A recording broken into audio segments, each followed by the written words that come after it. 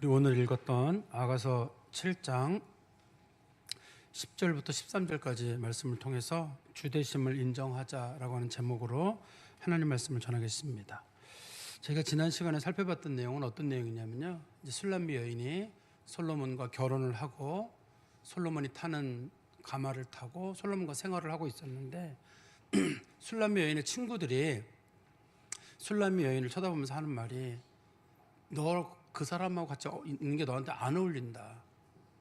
그리고 너가 좀 주제 파악을 잘하고 적당한 선에서 떠날 줄 알아야 된다. 이런 식으로 이제 친구들이 술람미 여인을 조롱하고 있었거든요. 그때 솔로몬이 얘기하기를, 이 사람은 모든 면에서 뛰어난 사람이다. 머리끝부터 발끝까지 부족한 사람이 하나도 없다. 이 사람은 내가 고른 사람이고 내가 마음에 들어서 고른 사람인데, 너희들이 지금 이 여인에 대해서 격에 맞지 않는다라든지 부족하다고 얘기하는 것은 결국은 이 여자를 고른 나를 욕하는 거기 때문에 나는 그것에 대해서 굉장히 불쾌하게 여기겠다. 솔로몬이 그렇게 말을 했거든요. 우리가 이제 그 말씀에 대해서 영적인 의미를 살펴볼 때 우리 성도들이 일반인들보다 나은 면이 있으면 좋은데 사실 나은 면이 별로 없어요. 그래서 사람들이, 그리스도인들이 구원받았다, 하나님의 자녀다, 성도다 그러면 굉장히 이걸 불쾌해하고, 니들이 무슨 성도고 니들이 무슨 하나님의 자녀고, 이런 식의 얘기들을 종종 던지거든요. 그때 이제 하나님 말씀하시기를, 이 사람들 택한 건 나다. 이 사람들을 예수 그리스도의 피로 깨끗하게 한 것도 나다. 많이 부족하지만 이 사람들을 택하고 고르고 그리스도의 피로 깨끗하게 한 내가 그만큼 부족하다는 거냐 도대체. 사람들이 그리스도인들을 향해서 하는 말이, 그게 결과적으로는 하나님의 선택이 잘못됐다고 말하는 거거든요. 또 우리 같은 성도들끼리도 그럴 수가 있어요. 자기보다 신앙생활을 조금 못하거나 부족한 사람들을 향해서 어떻게 예수 믿는 사람이 저것도 못하느냐, 저런 모양이냐라고 얘기할 때가 있거든요. 근데 로마서 14장에 보면 하나님의 종은 하나님이 판단 내리시는데, 너희들이 그 사람을 이렇다 저렇다 얘기하는 것은 결국은 그 사람을 너의 종처럼 여기는 거 아니냐, 내 종을 판단하는 너는 누구냐, 개발 교만한 마음 좀 버리라고 했거든요. 그런 거랑 우리가 좀 맥락을 같이 수 있을 것 같아요. 그리고 솔로몬이 술람미 여인을 묘사할 때 발부터 묘사해가지고 머리카락까지 묘사를 했는데, 발도 참 예쁘고 머리카락도 자줏빛이 난다고 얘기를 했어요. 머리끝부터 발끝까지 부족한 게 하나도 없다는 뜻입니다. 특별히 발을 제일 먼저 묘사한 것은, 발이 이렇게 험한 부분인데 발이 이 정도로 예쁘고 내가 발을 이 정도로 예뻐한다 그러면 이 사람이 어느 부분도 예뻐하지 않겠느냐. 우리 영적인 차원에서는 그런 거거든요. 우리 인생 가운데 숨기고 싶은 부분, 허물진 부분 참 많이 있는데 하나님께서는 그것도 참 귀하게 보신다고 말씀하세요. 그것이 귀하다 그러면 우리 인생에 하나님께서 귀히 보시지 않는 부분이 어디 있겠느냐. 다 우리를 의의 옷으로 입혀주시고 그리스도로 거룩하게 하시고. 사실 우리가 그리스도인들이 의롭다거나 거룩하게 됐다고 하는 것은 우리에게 그런 요소가 있다는 뜻이 아닙니다. 하나님 앞에 의로우신 예수 그리스도께서 우리를 의롭다고 해주시고, 또 하나님 앞에 거룩하신 그 예수 그리스도를 우리가 믿기 때문에 그분으로 말미암아 거룩한 자로 불림을 받는 거지, 우리에게 의로움과 거룩함은 전혀 없거든요. 주님께서는 우리들의 모든 허물을 덮어주시고 우리들로 하여금 하나님의 자녀다 혹은 하나님의 신부라고 부르십니다. 그리고 맨 마지막에, 지난 시간에 봤던 부분에 맨 마지막에 보면 이제 솔로몬이 술람미 여인과 둘이 누웠는데 전혀 그동안 못 느꼈던 거 하나 느끼게 됐는데, 술람미 여인에게서 사과 냄새가 났습니다. 이 아가서에서는 사과 냄새가 솔로몬의 향기거든요. 동시에 구원의 향기를 나타내거든요. 오랫동안 솔로몬과 지내는 사이에 자기도 모르는 사이에 술람미 여인이 성숙이 된 거예요. 성숙이 돼가지고 술람미 여인에게서 솔로몬에게만 날 수 있는 그 냄새가 나타나는 겁니다. 우리 영적인 차원에서는 우리 그리스도인들이 하나님과 오래 지내다 보면 그리스도인 냄새가 나요. 그리스도의 냄새는 크게 두 가지로 저는 지난 시간에 말씀을 드렸었는데, 하나는 사랑하는 마음이에요. 하나님을 진심으로 사랑하는 마음이 하나고, 이웃을 사랑하는 마음이 하나고, 그다음에 두 번째는 거룩함이에요. 세상 사람들과는 다른 모습의 삶을 살아가는데 그냥 보면 비슷한 것 같아요.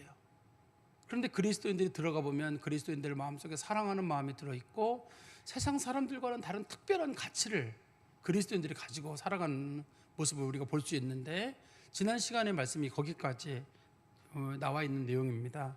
이제 오늘 본문에서는 술람미 여인의 사랑이 한 단계 더 발전을 하게 돼요. 그래서 그 전에 술람미 여인에게서 볼 수 있었던 모습하고는 전혀 다른 모습. 우리가 성경을 봐가지고는 특히 아가서의 특징이 이게 설명을 해주면 아는 것 같고 나가면 또 모르고 그러잖아요.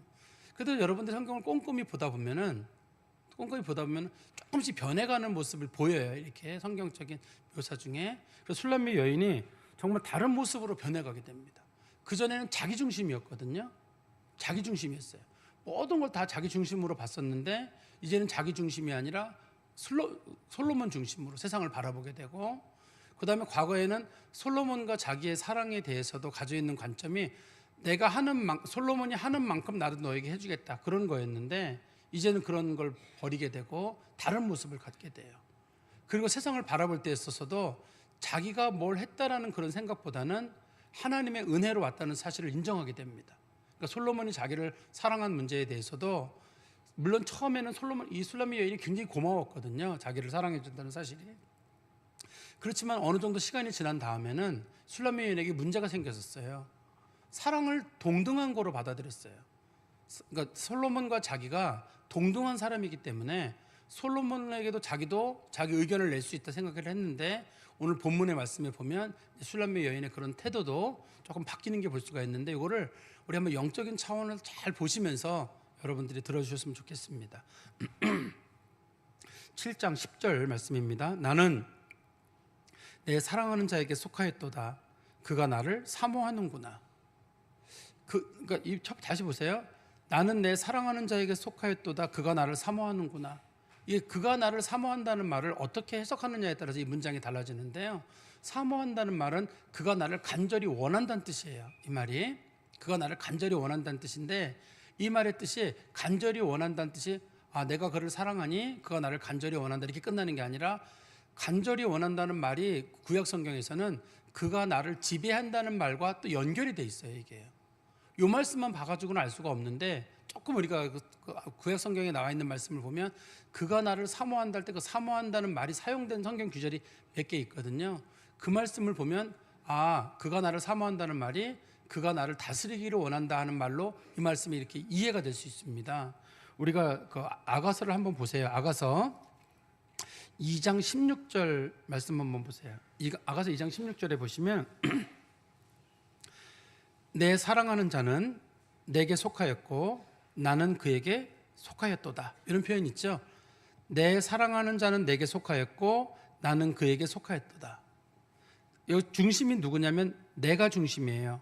내 사랑하는 자는 내게 속했고 또 나도 그에게 속했다. 그러니까 중심이 나기 때문에 나를 중심으로 바라봐서 솔로몬은 내 거야. 솔로몬은 내 거고 나는 솔로몬이 내 거기 때문에 솔로몬이 나에게 하는 만큼 나도 솔로몬에게 해줄 거야, 이런 뜻이에요. 네가 나한테 주는 만큼 나도 너에게 해주겠다. 기브 앤 테이크의 마음이긴 한데 주는 만큼 하겠다, 이런 뜻이거든요. 근데 6장 13절에 보세요. 6장 13절에서 이게 조금 바뀌게 됐는데요. 6장 13절에 보시면 6장 3절입니다. 6장 3절에 보시면 나는 내 사랑하는 자에게 속하였고 내 사랑하는 자는 내게 속하였으며, 주어가 바뀐 게 보이세요? 앞에서는 내 사랑하는 자가 내게 속했는데 여기서는 나는 내 사랑하는 자에게 속하고 또 내 사랑하는 자는 내게 속했다. 주어가 바뀌었죠. 앞에서는 내가 중심이 돼 있었는데 여기서는 솔로몬이 중심이 돼 있거든요. 여기서는 뭐냐면 그러니까 첫 번째는 솔로몬이 하는 만큼 내가 하겠다는 거였는데, 이번에는 내가 하는 만큼 너도 나한테 해달라는 거예요. 내가 너한테 이만큼 주면 너도 나한테 이만큼 해달라는 그런 내용입니다, 이게. 그런데 오늘 본문에서는 그 내용이 조금 변화가 되게 되죠. 어떻게 변화가 되게 됐냐면 나는 내 사랑하는 자에게 속하였도다. 그리고 내 사랑하는 자도 내게 속했다. 그게 없어요. 그게 있어야지만이 서로 사랑은 주고받는 문제인데, 내 사랑하는 자도 내게 속하였다는 말이 빠지고 그 다음 구절에 그가 나를 사모하는구나, 그가 나를 간절히 원한다는 말로 이게 문장이 바뀌어 있거든요. 그럼 이게 어떤 뜻이냐? 구약 성경에 보면은 이 사모한다는 말과 소원한다는 말, 그 말이 같이 사용돼 가지고 의미가 그가 나를 지배한다, 그가 나를 이끌어간다는 의미로 사용되는 성경 구절이 있거든요. 한번 우리 성경 말씀 보시면 창세기 창세기 3장 16절 말씀 한번 보세요. 창세기 3장 16절 말씀에 보시면 또 여자에게 이르시되 내가 네게 임신하는 고통을 크게 더하리니 내가 수고하고 자식을 낳을 것이며 너는 남편을 원하고 남편은 너를 다스릴 것이니라. 여기 보면 너는 남편을 원하고가 너는 남편을 사모하고 그런 뜻이에요. 오늘 본문에 나와 있는 너는 남편을 사모하고 남편은 너를 다스릴 것이다 이렇게 되어 있는데요. 이게 어떤 내용이냐면 하나님께서 아담과 하와에게 선악과를 따먹지 말라고 했어요. 그런데 하와가 선악과를 따먹고 나서 자기 그 남편인 아담에게도 이 선악과를 줬어요. 그래서 아담과 하와가 둘 다 죄를 저지르게 됐습니다. 그래서 하나님께서 아담과 하와가 저지른 죄에 대한 책임이 하와에게 있다고 보시고 하와에게 저주를 내리셨습니다. 두 가지를. 하나는 뭐냐면 임신하는 고통과 출산의 고통이에요. 임신과 출산이 과거에도 고통스러운 일이었는데 더 한다고 했으니까 임신과 출산이 더 큰 고통이 된 거예요. 그게 첫 번째고, 두 번째 저주는 뭐냐면 너는 남편을 원하지만 남편은 너를 다스릴 것이다. 너는 남편을 사모하고 남편이 너를 사랑해 주길 바라는데 남편은 너를 사랑하고 너를 돌봐주는 그런 관계가 아니라 너를 다스리는 사람이 될 거란 얘기예요. 그러니까 여자가 남자 밑으로 들어간다는 뜻이에요. 원래는 아담과 하와가 동등하게 만들어졌거든요. 둘이 한 몸이 되게 할 때 돕는 자로 정도만 만들어주시고 하나님께서 갈비뼈로 만드시고 또 이게 하나님께서 그런 갈비뼈로 만드셨기 때문에 하나님 동등하게 만들었어요. 메투헬리라는 사람이 그런 얘기를 했거든요. 하나님께서 여자를 남자의 머리뼈로 만들지 않은 것은 남자 위에 올라가지 말란 뜻이고 또 남자의 이 발뼈로 만들지 않으신 것은 남자에게 밟히지 말란 뜻이다. 하나님께서 가슴뼈로 만들었다는 말은 원래 갈비뼈란 말의 뜻이 영혼이란 뜻이거든요. 영혼을 나눈 서로 관계가 되어라 이런 뜻으로 이제 아담과 하와가 그런 창조의 원리를 설명하고 있는데요. 그런데 이 하나님께서 그 서로 평등했던 관계가 어떻게 바뀌게 되냐면 아담과 하와가 선악과를 따먹음으로 인해 가지고 하와는 먼저 임신과 출산의 고통을 더하게 되고 두 번째는 여자는 남편의 사랑을 간절히 원해요. 그런데 남편이 여자를 사랑하는 사람으로 생각하지 않고 남편을 자기가 이렇게 지배하고 다스리는 대상으로 생각한 거예요. 여성의 권리가 상대적으로 많이 박탈된 거죠. 이게 죄의 결과라는 거예요, 이게요. 그리고 우리 성경 말씀 다시 한번 보시면 뒤에 창세기 4장 7절 한번 보세요. 4장 7절에 보시면 이제 가인과 아벨에 관한 얘기가 나오는데요. 4장 7절입니다. 내가 선을 행하면 어찌 낯을 들지 못하겠느냐. 선을 행하지 아니하면 죄가 문에 엎드려 있느니라. 죄가 너를 원하나. 죄가 너를 원하는 말은 내가 죄를 지금 지으려고 하는 거거든요. 그렇지만 너는 죄를 다스릴지니라. 여기 원한다는 말과 사모한다는 말이 같은 뜻이라고 그랬잖아요. 너는 죄를 지으려고 지금 굉장히 마음에 갖고 있는데 제발 네 마음 잘 다스려라. 이렇게 얘기를 한 거거든요. 이게 어떤 얘기냐면 하나님께서 가인과 아벨을 아담과 하와의 자녀로 주셨어요. 그런데 두 사람이 제물을 바쳤는데 가인이 바친 제물은 곡식을 제물로 바쳤고 아벨이 바친 제물은 양을 제물로 바쳤습니다. 그 제물이 뭐였느냐라는 중심보다는 그 두 사람의 마음의 문제인 것 같아요. 그래서 하나님께서는 가인의 제물에 대해서는 이 사람은 하나님께서 삶이 온전하지 못하기 때문에 그의 제물은 받지 않으셨어요. 그런데 아벨의 제물은 받았다고 돼 있어요. 우리 히브리서에 가면 아벨을 다른 말로 의인이라고 부릅니다. 의인 아벨이라고 불렀다고 하는 걸 보니까 아벨이 삶도 하나님 보시기에 참 바른 삶을 살았던 사람인 것 같거든요. 근데 이제 두 사람이 제물을 드렸는데 동생 제물은 받아들여지고 자기 건 안 받아들여졌는데 서로 우애가 좋은 형제라 그러면 야, 네 거라도 받아들여졌으면 됐다. 감사하다. 난 다음에 잘하지 뭐. 이런 마음이 생겨야 되는데 형의 마음속에 시기가 생겼어요. 왜 네 거는 받아들여지고 내 건 안 받아들여지느냐. 하나님이 안 받아주신 것인데도 불구하고 동생에 대한 미워하는 마음이 생겨가지고 저거 죽여야 되겠다는 마음이 생겼거든요. 그때 하나님께서 가인에게 나타나서 하신 말씀이에요. 지금 죄가 문 밖에 서 있는데 네가 조금만 마음을 잘못 먹으면 죄가 너를 지배하게 될 것이다. 지금 네 마음속에서는 동생을 죽이고 싶은 마음이 간절하겠지만 제발 죄를 다스려라. 그래서 이 본문에서도 원한다는 말은 사모한다는 말이고 사모한다는 말은 또 이 다스린다는 말하고 같이 관련이 되어 있거든요. 그래서 오늘 본문에서도 보면 다시 오늘 성경 말씀으로 가보시면요. 우리 아가서 7장 10절에 보시면 나는 내 사랑하는 자에게 속하였도다. 그가 나를 사모하는구나. 그가 나를 간절히 원한다는 뜻이거든요. 그가 나를 간절히 원하고 그가 나를 다스릴 것이다. 이런 뜻이에요. 이 말의 뜻이. 나는 그에게 속하였다고 여자가 얘기한 다음에 그 사람이 나를 위해서 뭘 해주는 걸 원하지는 않아요. 그렇지만 내가 원하는 건 딱 한 가지예요. 그가 나를 사모하는 것, 그리고 나를 다스려주는 것, 향후. 그거를 이제 술람미 여인이 원하는 겁니다. 근데 그동안에 술람미 여인과 그 솔로몬의 관계에서 문제가 생겼던 건 술람미 여인의 마음의 태도가 있었어요. 술람미 여인이 처음에 솔로몬의 부름을 받아가지고 궁궐에 갔을 때는 너무 고마웠어요. 자기같이 저 시골 여자를 불러가지고 궁궐에 있는 어떤 여자보다도 예뻐해 주니까 너무 고마웠는데 일정 기간을 살다 보니까 다 잊어버렸어요. 그 초심을 잊어버리고 솔로몬에 대해서 자꾸만 짜증이 나는 거예요. 아니 부부인데, 똑같이 부부인데 누구는 왕 대접을 받아야 되고 누구는 심부름 해줘야 되고, 이게 이제 기분이 안 좋은 거예요. 그래서 둘이 부부싸움이 났어요. 앞에 보면 기억나실 거예요. 부부싸움이 났는데 하루는 여자가 부부싸움에서 신랑 솔로몬을 바깥으로 내쫓았어요. 그래서 솔로몬이 밖에 밤새 있다가 와가지고 문을 두드리면서 문 좀 열어달라, 문 좀 열어달라고 하니까 여자가 하는 말이, 아니 내가 이 새벽에 문 열고 나가 당신 문 열어주게 됐느냐. 내가 신발도 신어야 되고 옷도 갈아입어야 되는데 싫다. 가려면 가고 있으려면 있으라. 이런 식으로 말을 함부로 하게 됐거든요. 그래서 이슬람의 여인이 생각할 때는 아니 부부는 동등한 거지. 동등한 거지. 내가 뭐 당신 문 열어주고 이 새벽까지 나가서 해야 되느냐. 아니 난 싫다는 거예요.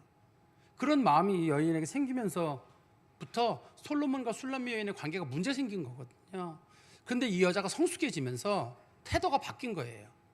다시 한번 말씀드리면 처음에는 어떻게 생각을 했냐면 나는 솔로몬의 것이고 솔로몬은 내 것이다 이렇게 생각을 했다가 또 솔로몬이 나를 소유하고 나는 솔로몬의 소유가 된다고 조금 바뀌는 거예요. 처음에는 뭐냐면 솔로몬이 나한테 해주는 것만큼 나도 솔로몬에게 하겠다고 했다가 그다음에 내가 하는 만큼 솔로몬이 해주기를 바란다고 했다가 성숙해진다면은 내가 당신이 원하는 걸 다 해드릴 테니 저를 사랑해 주시고 저를 잘 이끌어 주십시오. 이런 식으로 이 솔로몬의 마음이 바뀐 거예요. 술람미 여인의 마음이 바뀐 겁니다. 그래서 술람미 여인이 자기에게 있던 저주가 뭐였냐면 두 가지라 그랬잖아요. 하나는 임신과 출산의 저주가 하나가 있었고, 두 번째는 남편을 사모하지만 남편이 자기를 다스리는 게 이게 저주였단 말이에요. 그런데 이 저주를 술람미 여인이 복으로 바꿔버려요. 어떻게 복으로 바꿔버렸냐면, 아니 남편이 자기를 다스리는 게 기분 나쁜 일이거든요. 왜 날 다스리게 하냐 그랬는데 이 여자가 저를 다스려 주세요라고 태도를 바꿔버리는 거예요. 이제부터는 태도를 바꿔가지고 내가 솔로몬 잘 섬겨야 되겠다.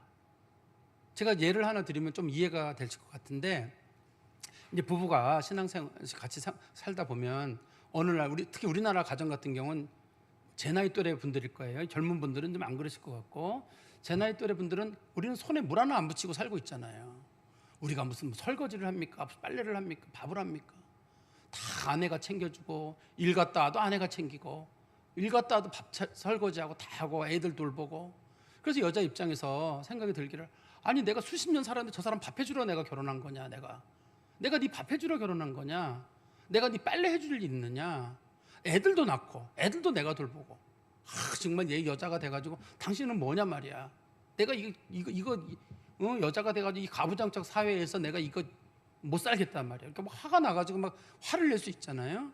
그런데 어느 날 생각을 곰곰이 하다 보니까 저 남자를 내가 안 돌보면 누가 돌보지? 어쨌든 내 남편인데 좀 부족한데 어디 가서 굶고 돌아다니는 것보다는 밥 차려주는 게 좋고, 옷 후줄근 안에 입고 다니는 것보다는 좀 다린 옷 입고 다니는 게 좋고, 내 자식들도 내가 밥 차려주는 거 어느 날 그게 큰 부담이다가 그래도 내 새끼들 내가 낳는데 내가 먹이고 내가 입히고 그것도 행복이지. 이렇게 마음을 딱 바꿔 먹으면 인생의 방향이 달라지는 거거든요.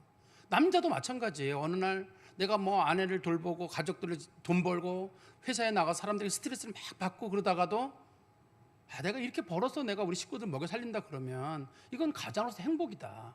이게 내가 나가서 어디 가서 식구들 잘 때 혼자 나가서 돈 벌고 뼈빠지게 일하고 사람들에게 핀잔 받아가면서 내가 이렇게 일하고 스트레스 받고 뭐 이렇게 하는 게 스트레스로 받아들였다가 내가 내 가족들, 내가 어차피 내 식구, 사랑하는 사람들, 내가 이 사람 먹여 살리는 게 내 인생의 즐거움이라 그러면 마음이 달라지게 되면 그 다음서부터는 부부 관계가 굉장히 원만해질 거예요. 서로 고마운 마음을 갖게 되고 서로가 서로에 대해서 소중한 마음을 갖게 될 거거든요. 지금 술람미 여인이 그동안 처음에는 솔로몬의 사랑이라는 게 중요했어요. 네가 나를 사랑해 주는 거 내가 그러면 그만큼 하겠다는 거였거든요. 그렇다가 이제는 내가 사랑해 주는 만큼 너도 하라는 식으로 그것도 조금 바뀐 거예요. 그렇지만 더 성숙이 된 다음에는 내가 열심히 당신을 섬길 테니 당신은 나를 잘 이끌어 주십시오. 이런 식으로 영적인 차원에서 마음이 바뀌는 거거든요. 이제는 인생의 주인이 내가 아니라 주님이 주인이 돼서 내 인생을 이끌어 달라고 하고 맡기는 거예요. 이게 성경에서 말하는 복음이에요. 복음과 율법의 차이를 제가 좀 설명드리면, 율법이라고 하는 것은 복음은 어떤 내용의 문제가 아니라 그거를 대하는 성도들의 마음의 차이예요. 예를 들어서 우리가 하나님 성경에 보면 부모를 공경해라, 살인하지 마라, 간음하지 마라, 도둑질하지 말라, 이런 얘기들을 우리가 들었어요. 그래서 내가 정말 부모를 열심히 섬기는 거예요. 힘들게 섬기고 여러 가지 섬기는 마음을 갖고 있는데, 또 내가 성경에서 살인하지 말라는 말은 단순하게 사람을 죽이는 것뿐만 아니라 사람을 미워하지 않는 것도 거기에 포함되거든요. 도둑질하지 않는 것은 훔치지도 않는 거지만 과한 욕심을 내지 않는 것도 포함됩니다. 그런 것들이, 거짓말하지 않는 것 전체적으로, 탐내지 않는 것 다 포함이 돼서 우리가 율법이라고 부르잖아요, 이런 것들을.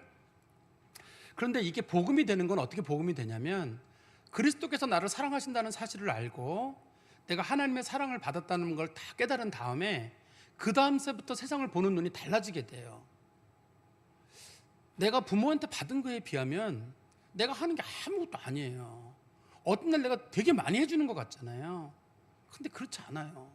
받은 게 너무 많아요. 너무 측은하고 안쓰럽고, 이걸 좀 더 해드렸으면 좋겠고, 더 해드렸으면 좋겠고. 이거는 복음이에요. 근데 부모를 잘 섬기라 그래가지고 막 부모를 섬기는데 마음속에서 너무 안 되고 힘들어가지고 쩔쩔매는 이런 게 아니라, 내가 그리스도의 사랑을 알고 하나님의 은혜를 알고 성령을 받은 사람들은 마음의 태도가 바뀌어가지고 잘 해야 되겠다. 내가 또 아내와 남편도 마찬가지예요. 과거에는 내 남편이 이렇게 얕잡아 보이고 막 그런 짜증이 나고 맨날 밥만 먹고 목소리만 내고 아무것도 안 하고 그런다고 했는데, 어느 날 내가 예수 믿고 성령을 받고 난 다음에는 측은한 마음이 생기고, 어떻든 그 사람과 이번 인생을 같이 가는 거 아니에요. 하나님께서 우리 인생 딱 한 번 사는 인생에 이 사람하고 가도록 준 인생 아니에요. 그래서 내가 이 사람을 행복하게 하면 우리 인생이 행복해지는 거고, 우리가 서로 다투면 우리 인생이 이번에 망가지는 거잖아요. 그러니까 이 사랑을 소중하게 지키기 위해서 더 잘해주고 잘 섬기고, 아내도 그렇고 남자도 마찬가지죠. 저 사람이 남의 집 귀한 딸로 자라가지고 나랑 결혼을 해서 사는데, 누구는 좋은 사람 만나서 행복하게 사는데 누구는 나 같은 사람 만나가지고 인생이 엉망이 되게 할 수는 없는 거 아니에요. 그러니 그 사람에게 더 잘해주고, 짜증낼 때는 그래 힘들었나 보다 하고 이렇게 끌어안아가는 거, 그게 이제 성경에서 말하는 복음이에요. 내가 복음을 받고 마음이 변화가 되게 되면 세상이 다르게 보이는 거예요. 억지로 하는 게 아니라 내 마음속에서 섬김의 도가 생기는 거예요. 하나님을 섬기는 것도 마찬가지입니다. 하나님을 섬기는 일에 있어서도 하나님 섬기는 일이 참 힘들고 짜증나고 교회 봉사 같은 것도 힘드는데, 어느 날 내가 가만히 앉아 생각해 보면 내가 주님께 뭐 할 게 없을까? 그냥 받은 게 참 많이 있는데 내가 뭐 한 게 없을까? 또 그동안은 내가 뭔가를 많이 누리려고 해왔는데 어느 날 내가 이 받은 것들을 이웃이나 어려운 사람 나눌 수 없을까? 그런 마음을 우리가 갖는 거예요. 마음속에 갖고 그렇게 좀 성숙된 모습으로. 처음에는 전부 다 사랑이 전부 자기 중심이에요. 그 사람이 나한테 해주는 것만큼 나도 한다고 했다가, 내가 해주는 것만큼 너도 하라고 했다가, 근데 성숙한 사람이 되게 되면 나는 온전한 사랑을 줄 테니 당신은 내게 사모하는 마음만 주시고 나를 잘 다스려 달라 하는 그런 마음을 우리가 이제 성숙한 사람들은 깨닫게 되거든요. 지금 술람미 여인이 그 단계까지 나아간 거예요. 성숙의 모습으로. 그래서 우리 그리스도인들도 하나님을 우리가 사랑하고 예수 믿는 시간이 오래되었다 그러면, 하나님 제가 이만큼 했으니까 이만큼 해주십시오라가 아니라, 하나님 제가 뭐 할까요? 어떻게 해드릴까요? 뭘 원하세요? 이런 식으로 마음의 태도가 바뀌어야지, 왜 하나님 이거 안 해주십니까? 내가 이거 기도한 거 오래됐는데 이건 해결해 주지 않고, 이 문제는 풀어주지 않고 왜 이건 안 해주고 저건 안 해주고, 이게 아니라 하나님께서 제게 해주신 거 고맙습니다. 제가 이제 남은 인생은 하나님을 위해서 뭘 할까요? 어려운 이웃을 위해서는 뭘 할까요? 이렇게 마음의 태도가 바뀌는 게 술람미 여인의 성숙한 모습이라고 우리가 이해하면 될 것 같습니다. 그래서 이 태도의 변화는 사랑의 비례예요. 그 사람이 주님을 진심으로 사랑하게 되면 그 주님에 대한 섬김, 순종도 쉬워지게 되고, 또 배우자도 마찬가지죠. 자꾸 진심으로 사랑하는 것. 어떤 분들은 전 사랑이 안 생깁니다. 그러면 안 생긴 사람이 문제예요. 성경은 하나님이 사랑이시기 때문에 하나님과 같은 동일 본질을 가진 예수 그리스도 사랑이거든요. 예수 그리스도의 영인 성령을 받은 사람들은 사랑을 한다고 돼 있어요. 사랑 안 할 수가 없다는 거예요. 그래서 사랑을 하기 때문에 사랑하는 사람들은 주변에 있는 사람들을 나는 저 사람 사랑하는 마음이 안 생긴다. 내 마음에 문제가 생긴 것이지 그 사람에게 문제가 있는 건 아니거든요. 그 사랑하는 마음으로 그 사람을 끌어안고 서로 사랑하는 마음으로 살아가는 것. 그래서 사랑이 그러니까 순종하는 마음은 사랑이 곧 비례하는 겁니다. 그리고 11절입니다. 내 사랑하는 자야, 우리가 함께 들러가서 동네에서 유숙하자. 우리가 일찍이 일어나서 포도원으로 가서 포도 움이 돋았는지 꽃술이 퍼졌는지 석류꽃이 피었는지 보자. 거기에서 내가 내 사랑을 내게 주리라. 여기 처음으로 어떤 표현이 등장하냐면 우리라는 말이 나와요. 이 아가서 앞에는 우리란 말이 없습니다. 솔로몬과 술람미 여인이 다 너예요. 너와 나로 구성되어 있거든요. 너라 나로 구성되어 있기 때문에 솔로몬은 너고 나는 나예요. 아무리 사랑을 하지만 나와 너였는데 이제 서로 사랑이 깊어지고 난 다음에 술람미 여인이 처음으로 우리란 말을 써요. 근데 우리나라 성경책에는 우리란 말이 2개가 나와 있는데 이거 히브리어 성경책에는 우리란 말이 3개가 나와요. 그리고 우리나라 성경책에서는 함께란 말이 1번 나오잖아요. 거기 우리가 함께. 근데 히브리어 성경책에는 함께란 말도 3번 나와요. 그래서 우리가 함께, 그다음에 우리가 함께 동네에 가서 들러가고, 우리가 함께 동네에서 유숙하고, 우리가 함께 일찍 일어나고, 이런 식으로 문장이 돼 있습니다. 이게 영어로는, 영어 성경에는 let us 이런 식으로 돼 있을 거예요. 우리 그렇게 합시다 이런 식으로만 문장이 돼 있는데요.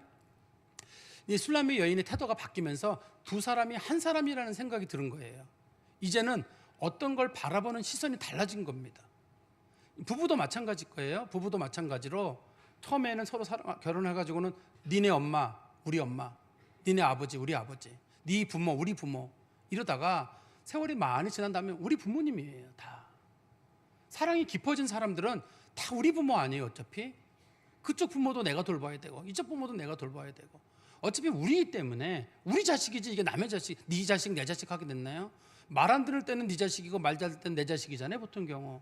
근데 그렇게 말고 우리는 언제나 우리 자식이에요. 좋든 나쁘든 우리 부부가 둘이 나와서 키우는 우리 자식인 거고, 우리 부부를 이만큼 작게 만드신 게 우리 부모거든요. 그러니까 우리라는 개념이 있는 사람들은 세상을 보는 눈이 달라요. 그리고 그 사람이 잘 되는 게 내가 잘 되는 거고 우리이기 때문에 우리는 운명 공동체거든요. 내가 잘 되면 그 사람이 잘 되는 거, 그 사람이 잘 되면 내가 잘 되는 거예요. 그래서 술람미 여인이 지금 솔로몬과 자기 우리라고 표현을 하고 있는데, 우리 영적인 관계에서는 하나님과 내가 따로 있다가 내가 하나님과 하나가 되는 거예요. 내가 하나님과 하나가 되는 그런 과정을 겪게 되는데, 하나님과 하나가 되려면 이 본문에서는 보면 영적인 골방을 찾아가는 과정이 필요해요. 다른 사람들과는 다르게 둘만의 시간을 갖는 거예요. 성경 말씀 다시 한번 보시겠어요? 11절에 보시면 우리가 함께 들러 가서 동네에서 유숙하자. 우리가 일찍이 일어나서 포도원으로 가서 포도에 움이 돋았는지 꽃술이 퍼졌는지 석류꽃이 피었는지 보자. 거기에서 내가 내 사랑을 내게 주리라. 술람미 여인이 솔로몬에게 하는 말인데, 술람미 여인이 지내기에는 어디가 좋냐면 궁궐이 좋아요. 궁궐이 좋은데 술람미 여인이 지금 솔로몬에게 야영을 가자고 하는 거거든요. 우리 저 들판에 가서 야영하고 동네에서 유숙하고. 그러면 솔로몬이 궁궐에 있던 사람은 아니 내가 들판에서 어떻게 자느냐, 그리고 내가 동네 시골집에 가서 어떻게 자느냐. 근데 서로 두 사람이 사랑을 하기 때문에 두 사람이 남들과 없는 곳에 가서 조용히 둘이 보내는 시간이 그냥 좋은 겁니다. 그게 들판이든 궁궐이든 상관없이. 그러면서 그 길을 지나는 사이에 뭘 보게 되냐면 움이 돋았는지, 그 다음에 꽃술이 퍼졌는지, 꽃이 피었는지, 그동안 우리들의 관계가 얼만큼 자라왔는지, 자신들의 두 사람의 과거를 보는 거예요. 두 사람이 궁궐에서 나가서 들판으로 갈 때는 걸어서 나가서 한참 둘만 길을 가는 거잖아요. 사람들이 간다 그러면 말도 타고 가고 수레도 타고 가는데 두 사람이 가려면 이 길을 걸어가야 되거든요.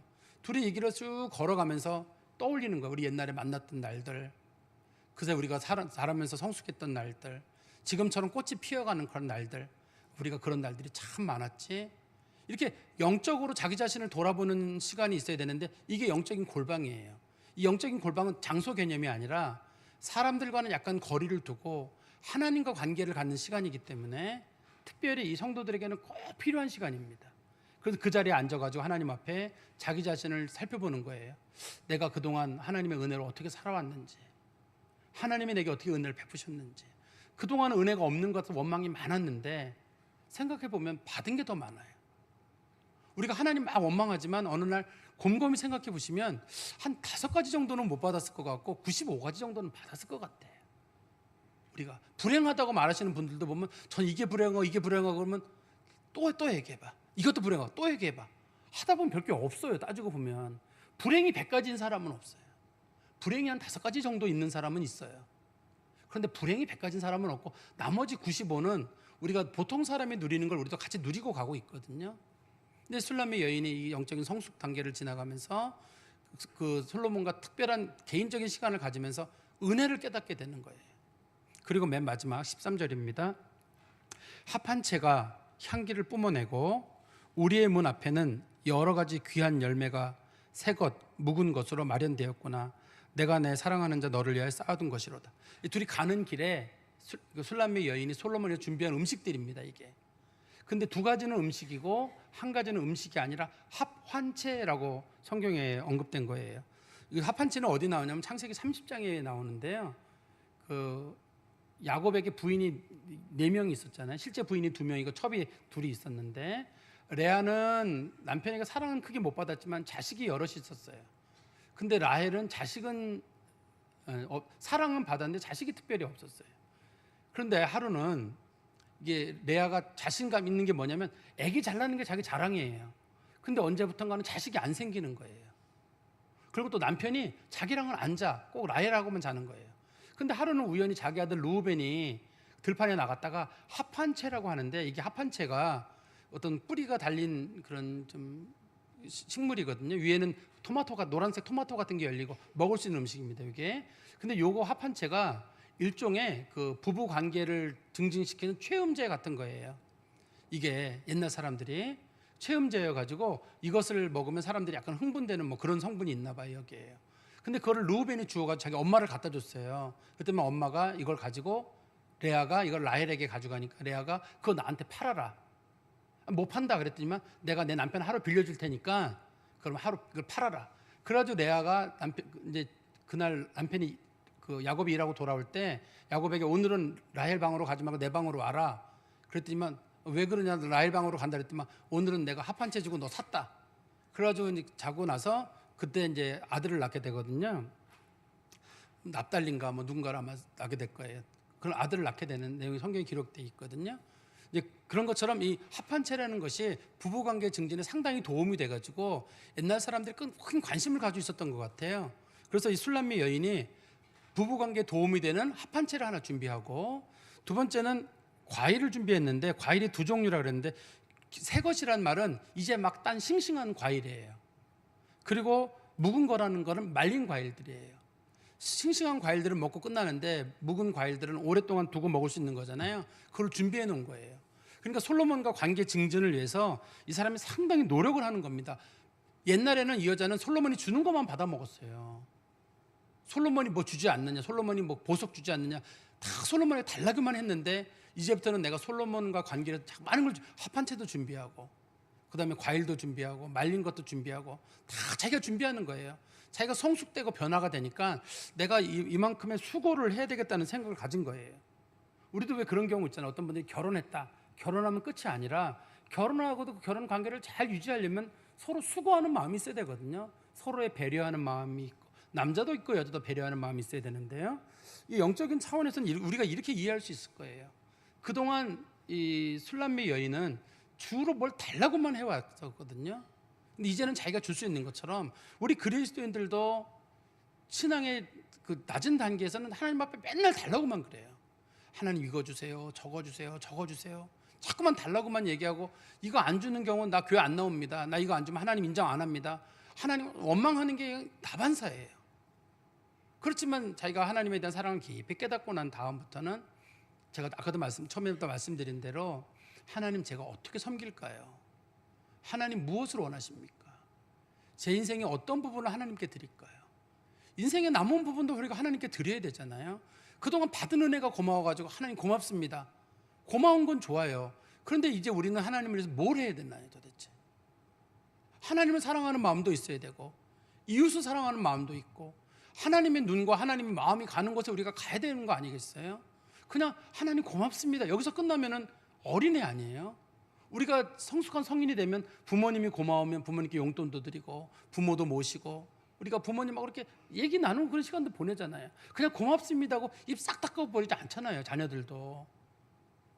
그런 것처럼 이슬람의 여인도 자기가 많이 성숙되면서 솔로몬이 되고 뭘 할 것인가 자기가 다 준비하는 거예요.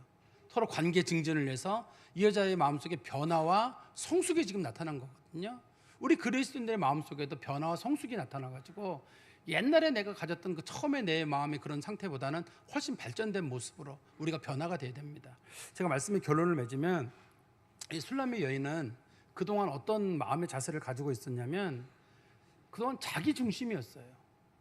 나를 중심으로 솔로몬이 내게 잘해주기를 바랬어요. 처음에는. 그러다가 두 번째는 내가 잘해준 만큼 그 사람도 내게 잘해주기를 바랬어요. 그런데 아주 성숙한 모습으로 관계가 오래된 다음에는 내가 당신께 드릴 테니 당신이 알아서 내 인생을 이끌어 주십시오. 이렇게 바뀌어버렸습니다. 그저 당신이 나를 소중히 여겨주고 나를 이끌어주는 것만으로 만족합니다. 이렇게 마음의 자세가 바뀌었어요. 이 여인이. 그러니까 그동안은 우리 영적인 차원에서 보면 하나님과의 관계 속에서 우리가 하나님 앞에 뭔가를 많이 받으려고만 했는데 이제는 하나님 앞에 무엇을 드릴 것인가라는 그런 문제를 우리가 고민하게 되거든요. 우리들의 신앙의 모습의 자체가 이제는 하나님, 제 인생을 하나님께서 이끌어 주십시오라고 맡기는 게 진짜 신앙인입니다. 이게 처음에는 내가 하나님께 하나님 헌신할 테니까 내 인생 나머지는 하나님 이끌어 주십시오. 이거 주시고가 아니에요. 높여주시면 높여주는 대로 감사고 낮춰주시면 낮추는 대로 뜻이 있고 살리면 살리는 대로 뜻이 있고 죽이면 죽이는 대로 뜻이 있고 주시면 주시는 대로 거두시면 거두시는 대로 그분에게 모든 걸 맡기는 겁니다. 사모한다는 말이 그런 뜻이거든요. 그분께 모든 걸 맡기는 거예요. 인생의 문제에 대해서. 전 이게 신앙이라고 생각한다는 거예요. 신앙생활 한다는 사람들은 하나님께 맡기는 게 있어야 될 거 아니에요. 그래야 마음의 평안도 있고 휴식도 있고 안정감도 누리지. 내가 다 기도해 놓고 하나님 믿는다고 해놓고 짐은 내가 여전히 짓고 내 짐, 아내의 짐, 남편의 미래, 우리들의 노후, 자녀들의 관련된 거 다 내가 마음에 지고 이 문제 때문에 쩔쩔매고 하나님께서 수고하고 무거운 짐 내려놔라. 아니 어떻게 내가 미안해서 어떻게 내려놔요. 그냥 계속 가지고 있는 거예요.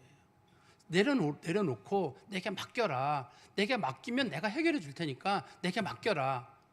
근데 하나님 내가 어떻게 맡겼대? 하나님께서 어떻게 받아들이시냐면 그거를 나를 못 믿어서 못 맡기는구나. 그냥 너희들이 기도했고 또 너희들이 내게 소망하는 것이 있으면 내가 알아서 이끌 테니 한번 잘 맡겨봐라. 내가 이끌어 가겠다. 그리고 너희들은 마음 편안하게 먹어라. 그래도 하나님 내가 원하는 방향으로 너희들이 원하는 방향으로 가지 않더라도 내가 최선의 길을 인도해 줄 것이니 한번 맡겨라. 이게 저는 믿음이라고 생각해요. 그래서 내 마음을 다 비우고 나면 심령이 가난한 자가 되면 천국이 보여요. 심령이 가난한 자는 천국이 저희 것임이라는 말이 그런 뜻일 거예요. 내가 내 마음을 다 비우고 하나님께서 하시기를 바라는 마음으로 내 마음을 채우면 그 다음부터 마음이 편안해질 거거든요. 우리가 인생의 방향을 조금 바꿨으면 좋겠어요. 누리고 받고 뭐 그런 것보다는 하나님 내 인생을 하나님 인도할 줄 믿고 한번 맡겨보세요. 이게 진짜 믿음의 모습입니다. 하나님께 맡기는 게 진짜 믿음의 모습이거든요. 그동안 잘 못 해오셨더라도 내가 지려고 하지 마시고 잠깐이라도 하루라도 이틀이라도 한번 하나님께 맡겨보세요. 그러면 하나님이 알아서 하실 것이고 여러분 마음속에 평안이 올 겁니다. 성숙한 성도로 살아가시기를 간절히 소망합니다. 기도하겠습니다. 하나님 아버지, 주님 안에 감사합니다. 우리가 그동안은 내가 주인이 되려고 했고 주님께서 내가 원하시는 방향으로 움직이기를 간절히 바랬사오나 이제는 주님이 주인이 되시고 주님을 주인으로 인정하기에 내 인생은 하나님께서 이끄시는 대로 어디로 가든지 다 맡길 마음을 갖게 하여 주시옵소서. 그래서 짐 때문에 너무 불안해하지 않게 하시고 이루어지지 않는 일에 답답하지 않게 하시고 하나님께서 가장 좋은 거 주실 줄 알고 맡기고 마음의 여유를 누리고 쉼과 기쁨을 회복하는 믿음의 성도들이 되게 하여 주시옵소서. 하나님과 우리는 함께 우리로 묶여 있어서 내가 잘 되는 것이 결국 하나님께 잘 되는 일이기에 하나님께서는 반드시 좋은 것을 우리 가운데 주실 것입니다. 그 사실을 믿고 하나님께 다 맡기되 불안해하지 않게 하시고 담대한 마음으로 살아가도록 은총을 허락하여 주시옵소서. 예수 그리스도의 이름으로 기도하옵나이다. 아멘.